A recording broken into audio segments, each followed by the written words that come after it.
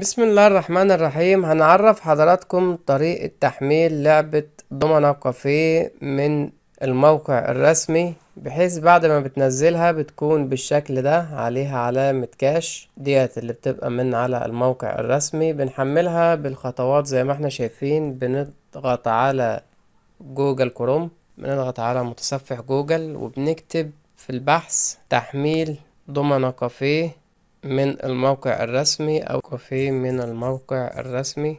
بنضغط على بحث.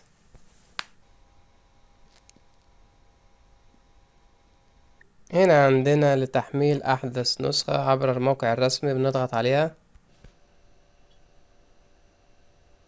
وبنضغط على لينك التحميل www.eg دومنا، نضغط عليها وهنا بنضغط على داونلود في الأسفل وهنقول له متابعة.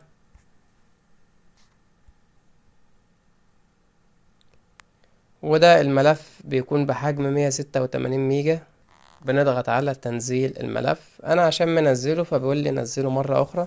بعد ما بتنزل الملف بيظهر عندك في المكان ده، بتضغط طبعا هنا الملفات اهي اللي انا حملتها بتاعة دومنا كافيه، بتجيبها انت من المكان ده. بتضغط على الثلاث شرطات اللي في الاعلى، تختار الثلاث شرطات اللي في الاعلى وبتضغط على عمليات التنزيل.